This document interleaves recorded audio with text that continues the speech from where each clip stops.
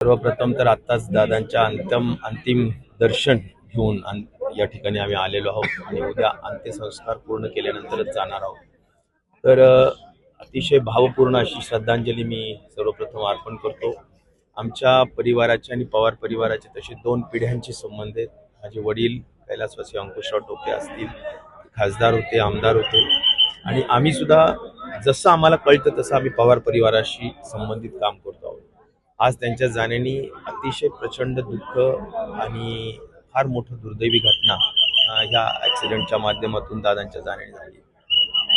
खूप कर्तृत्ववान, खूप मेहनती आणि खूपच सामाजिक चांगलं भान असलेला एक रोखठोक बोलणारा आणि आमच्यासारख्या तरुणांवर खूप जबरदस्त जबाबदारी टाकून, विश्वास टाकून प्रेम करणारा नेता म्हणून आमचा त्यांचा अनुभव आहे. कोरोना काळात खास करून ज्यावेळी मी आरोग्यमंत्री म्हणून काम करत असताना दररोज आम्ही खूप फिरायचो महाराष्ट्रभरात आणि त्यावेळी दादांना वित्तमंत्री म्हणून, उपमुख्यमंत्री म्हणून, आमचे घरचे दादा म्हणून सगळ्या व्यथा आम्ही सांगत असायचो. धोरणं बनवायला, निधी द्यायला त्यांनी कधी काही कमी दिली नाही. डीपीडीसीतून कशी आपण कोरोनाला मदत करू शकतो त्यासाठीच्या त्यांनी धोरणं आखली आणि खूप मोठी मोलाची मदत झाली. आज आपण जे कोरोनामध्ये महाराष्ट्राच्या एवढ्या हॉट सीटचा महाराष्ट्र असताना आपण जे सावरू शकलो ते दादांच्या सपोर्ट शिवाय केवळ अशक्य होतं आणि त्यामुळं दादांचं हे कार्य विसरता येणार नाही. मला असं वाटतं की दादांनी आम्हाला खूप शिकवलं, एक मोठा भाऊ या पद्धतीनं शिकवलं. आम्ही मंत्रिमंडळात 20 वर्ष त्यांच्याबरोबर काम केलं.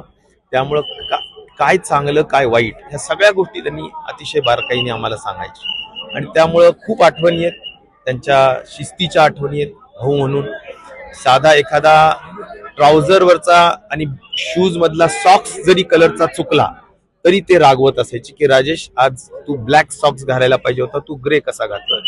इतकं नीटनेटकेपणाचं लक्ष होतं.